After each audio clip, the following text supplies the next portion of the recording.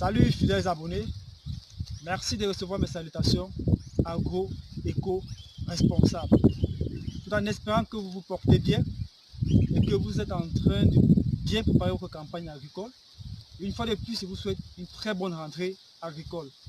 En ce qui me concerne, je suis en plein champ comme vous voyez, dans les préparatifs. Car vous savez, chez nous, c'est l'agriculture de terrain et non l'agriculture de bureau. C'est sur le terrain que tout se passe. Donc depuis ces derniers jours, ces derniers temps, il y a vraiment assez d'activités sur le terrain. Car vous savez, la campagne est déjà lancée et il faut s'y mettre pour ne pas se faire surprendre par car aujourd'hui, le changement climatique est une réalité. Dans cette vidéo, nous allons parler des inconvénients du semis précoce de la culture du maïs. Car vous savez, ça fait déjà quelques jours, il y a eu 2 à 3 pluies. Il y en a qui se sont précipités et allaient faire les semis de maïs en champ. Mais ces semis vraiment précoces comme ça, dès les premières pluies, ont des conséquences.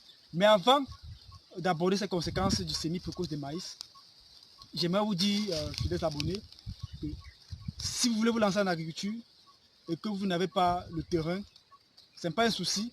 Rassurez-vous, nous avons à disposition pour vous, du côté de Mfou, dans la région du centre au Cameroun, 11 hectares de jachères déjà défrichés, déjà abattus, autres qui sont prêts à vous accueillir, qui sont prêts à pouvoir mettre à profit les cultures dont vous voulez faire. Donc, ce n'est plus une excuse pour vous de dire que je veux me lancer en agriculture, je n'ai pas l'espace, je ne sais pas comment faire pour avoir l'espace. Non, contactez-nous pour les modalités et nous mettons à votre disposition l'espace nécessaire pour que vous puissiez vous lancer. Comme je l'ai dit, il y a 11 hectares disponibles, donc vous pouvez nous solliciter pour qu'on puisse mettre à votre disposition la superficie dont vous avez besoin pour lancer votre campagne. Mais le bonus, c'est quoi? C'est que non seulement on met à votre disposition l'espace, mais aussi vous avez le suivi qui ira avec pour que vous puissiez réussir votre projet agricole.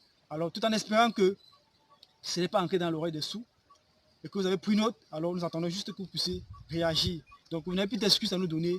Je veux me lancer, je n'ai pas de terre ou autre, non. Vous pouvez commencer par la location des terres et puis vous affranchir et acheter votre propre espace. Car nous savons combien ce n'est pas facile d'avoir de l'espace alors que nous avons pensé à mettre à votre disposition cette parcelle que vous puissiez vous lancer. Alors, revenons au sujet du jour, fidèles abonnés, en ce qui concerne le semi-précoce de la culture du maïs. Aujourd'hui, vous savez, beaucoup sont des agriculteurs qui, à peine la pluie tombée, se lancent en champ pour faire le semis du maïs, soi-disant, ils veulent vite s'aimer pour vite récolter et être les premiers sur le marché pour avoir la bonne vente. C'est vrai, on veut bien vendre sa production, mais on veut sortir très tard du champ et aussi bien vendre notre production. Toujours est-il qu'il est important déjà de bien commencer par la production en champ. Alors, ce qu'il faut savoir, c'est que quand les premières pluies tombent, le sol n'est pas assez pourvu en eau. Parce qu'il faut avoir une certaine quantité d'eau nécessaire en sol pour déjà faire votre semis. Les premières pluies, généralement, ça vient juste mouiller le sol. Et certains se précipitent à aller faire des semis. Ce qu'il faut savoir, c'est que quand vous faites le semis du maïs, il y a ce qu'on appelle le zéro de germination. C'est quoi le zéro de germination? En fait, c'est juste la température minimale qu'il va vous falloir, ou qu'il faut, pour que le maïs puisse germer une fois on l'a mis en sol. Ça veut dire peut-être j'ai fait mon poquet, et que dans mon poquet, je mets mes graines de maïs que je recouvre. Dans ce sol, dans le milieu, dans l'environnement, il va falloir que le zéro de germination puisse être au rendez-vous. Ce zéro de germination, par exemple, le maïs, c'est de 8 degrés Celsius. Car si vous faites ça, si vous faites un semis précoce et que le sol n'est pas très bien mouillé, quand vous allez mettre votre graine de maïs en germination, il y a ce qu'on appelle la première phase de la germination. C'est la germination à 3 phases. La première phase de la germination, c'est l'imbibition. Ça veut dire qu'il faudrait que la graine puisse absorber de l'eau.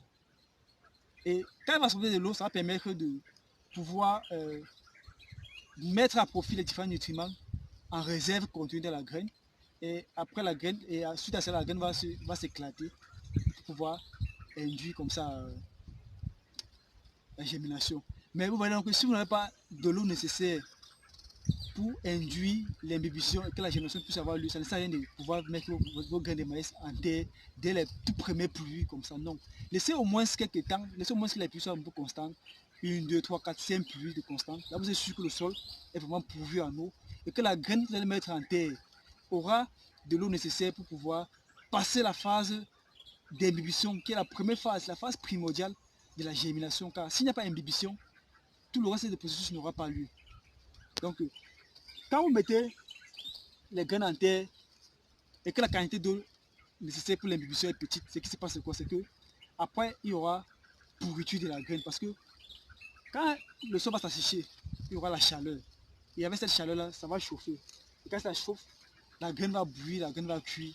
Et vous avez en compte que vos cochons, vous n'aurez pas de germination.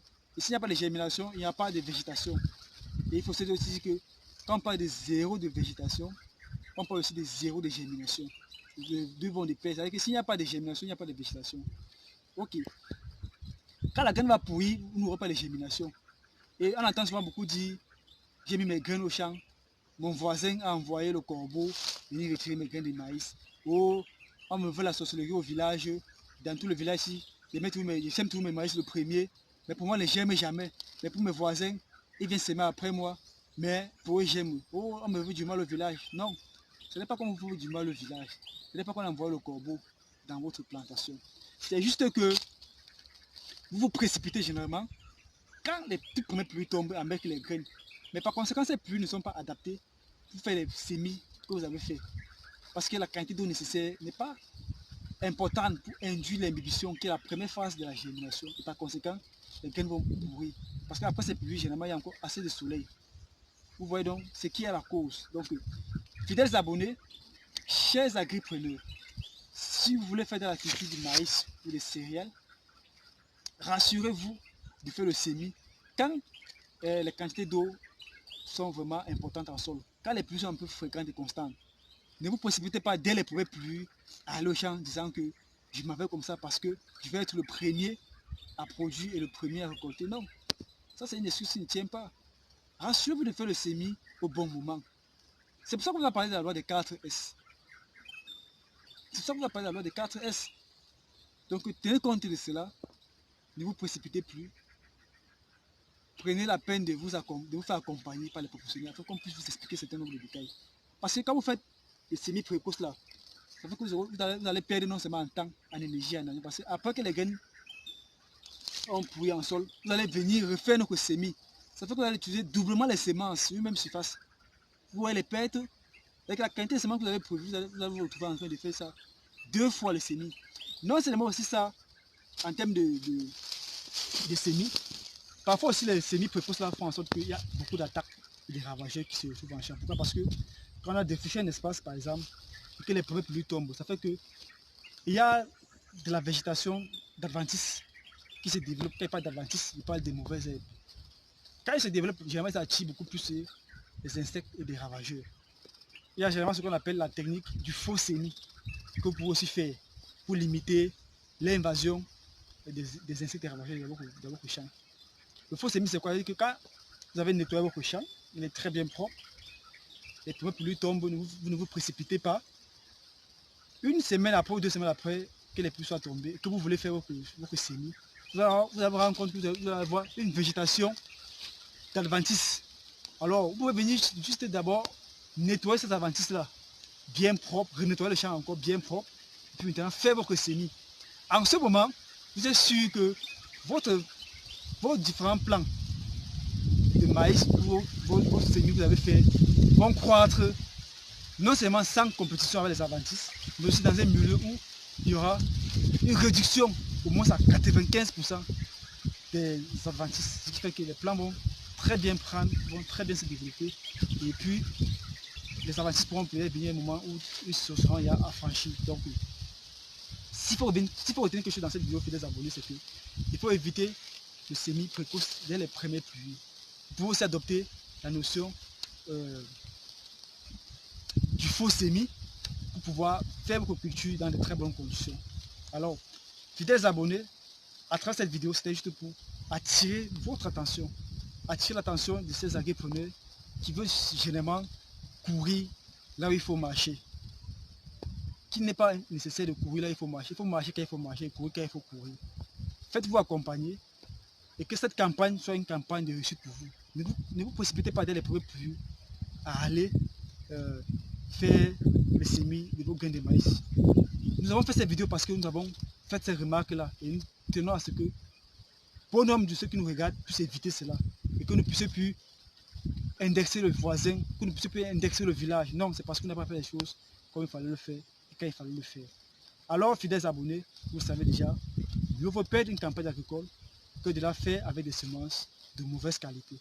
Disons-nous à très bientôt pour une vidéo encore plus intéressante. Mais surtout, n'hésitez pas de vous abonner à la chaîne pour pouvoir bénéficier de nos prochaines vidéos encore plus intéressantes, encore plus alléchantes. Car chez nous, c'est l'agriculture de terrain et non l'agriculture de bureau. C'était comme ça pour vous, le Chantina Agrofricain. Disons-nous à très bientôt. Ciao.